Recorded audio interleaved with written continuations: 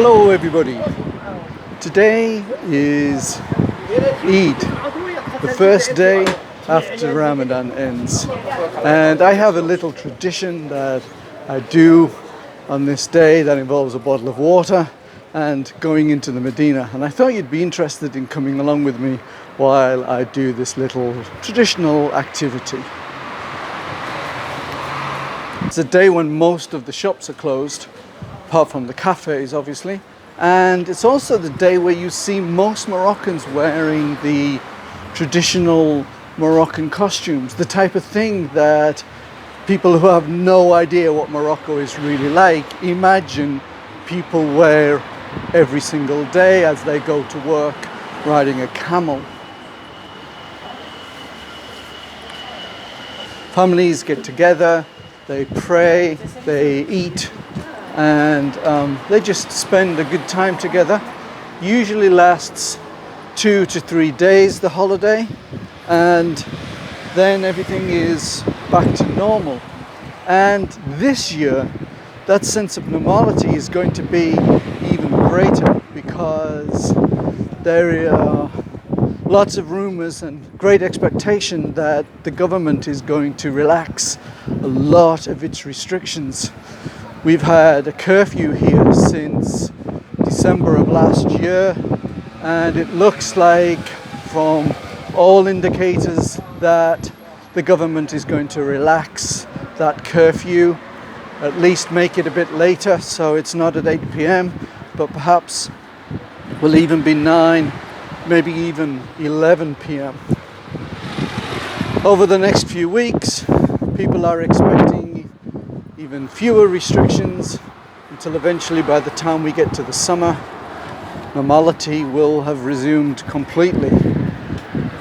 So this year, Ramadan and Eid represents the passing of COVID, really,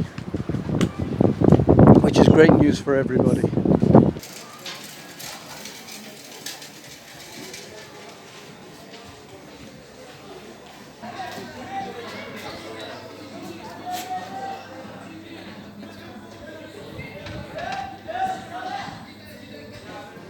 Okay, so here I am in the Medina, about to do my little traditional thing, and it's a very simple thing, but I take this opportunity to drink water in public for the first time in a month. Here we go.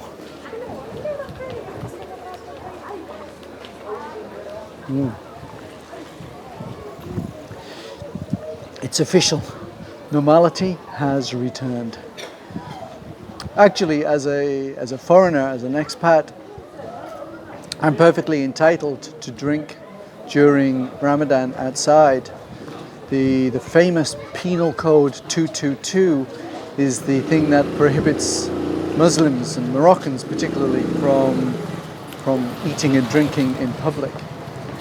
I've been here for 6 years now, and one of the things that I've discovered is that Moroccans actually don't mind non-Moroccans drinking and eating in the street, and some people actually regard it as part of the suffering that they are supposed to go through.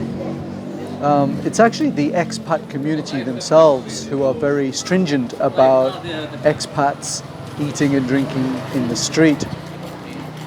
But anyway, that's all over now for another year. Well, actually, to be more exact, it's another 11 and a half months because Ramadan comes forward about 12 days every year. Anyway, cheers.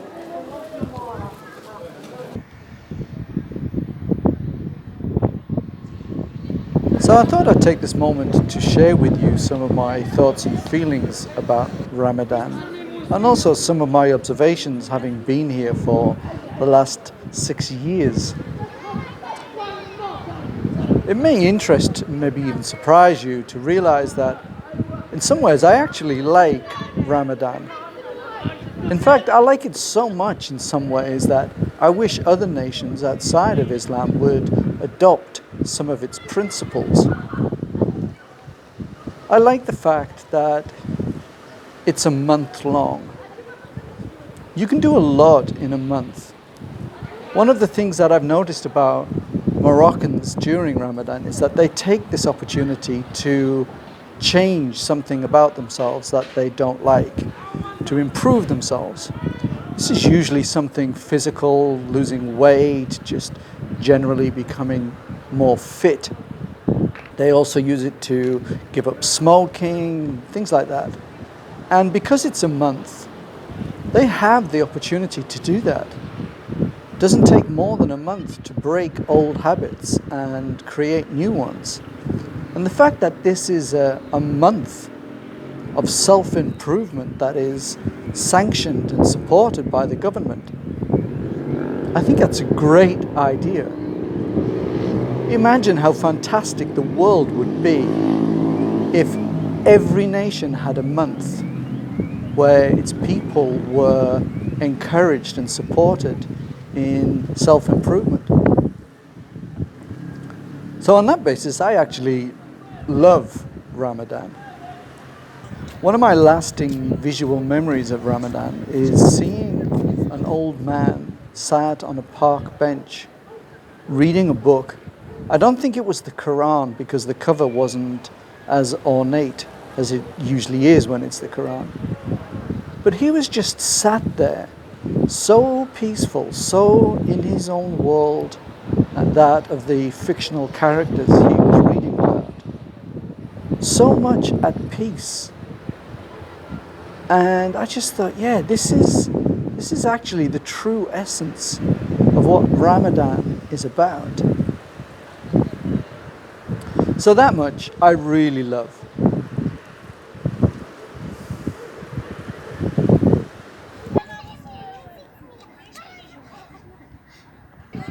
But I would be untruthful if I were to say that there were aspects about Ramadan that I didn't have problems with. Okay, now we just got some people doing this. Hello! I'm a somebody. Hello, ça va. It's this way. The lens is here. Hi, Chico. Hello.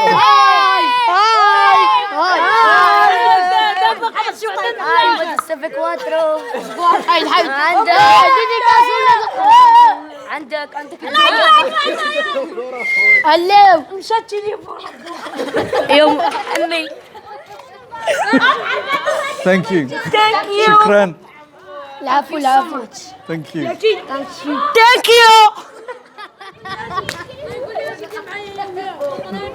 Bye. Bye. Yeah. That was an amazing experience. I love Moroccans. You would never find that situation in the UK. That interaction between adult and kids just doesn't exist. Kids are taught to be weary of adults. They just don't have that freedom that they're still out there screaming their heads off, having fun. Yeah, you just wouldn't get that in the UK. And here in Morocco, there is a level of freedom that Moroccans have that they don't appreciate. I've often wanted to do a video about freedoms in Morocco versus freedoms in the United Kingdom. And this, what's just happened, is a typical example of freedoms in Morocco. So if any of you guys are watching this video, thank you very much.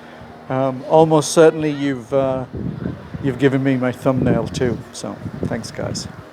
Anyway, back to what I was talking about. What was I talking about?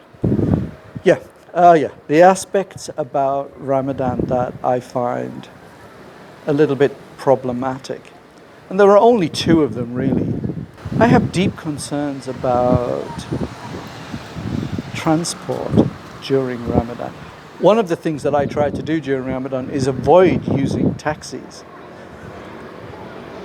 We have to remember that Ramadan was designed at a time when the speed you traveled at depended on how healthy your donkey was. Now you can travel at 120 kilometers an hour in a machine that can kill people. And people do this when they are very tired, when they're hungry, thirsty, irritated because they want a cigarette. And I find that a little bit disturbing, to be honest. And I mean, I know you probably watching this video are a very good driver, but not everybody else on the road with you at the same time who are also hungry and thirsty and wanting a cigarette are as good a driver as you are. So that worries me. The second thing that gets me about Ramadan is this idea that it gives people the idea, it gives rich people the idea of what it's like to be poor. It doesn't. That's because I think rich people have this idea that poverty is about the lack of food. And it isn't. The lack of food is a symptom of poverty. But it's not the essence of poverty. Poverty is the lack of opportunity and the lack of choice. And that's something that goes on forever in the life of a poor person. It doesn't stop at the end of 1 month. A rich person sat on their plush sofa in their air-conditioned room, flicking through the channels on Netflix, thinking about where they're going to go for their foreign holiday when all of this COVID madness is over, can in no way understand what it's like to be poor. Because however hard and difficult it gets for a rich person during Ramadan, they just have to look at the moon to know how many more weeks or how many more days they have to suffer poverty. A poor person looks at the moon and just keeps looking. You know, I think during Ramadan, having this inability to drink in public and eat does give you the sense of gratitude when you are able to then eat and drink again in public. And I guess that's what Ramadan is all about. It's taking that 1 month out of your everyday life to then be grateful for the things that you have during those 11 months.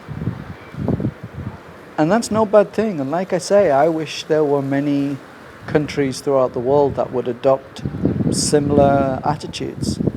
There are some wonderful things about Ramadan. Anyway, to all people who have celebrated Ramadan, I wish you a very happy Eid. Eid Mubarak, everybody. But particularly to those kids.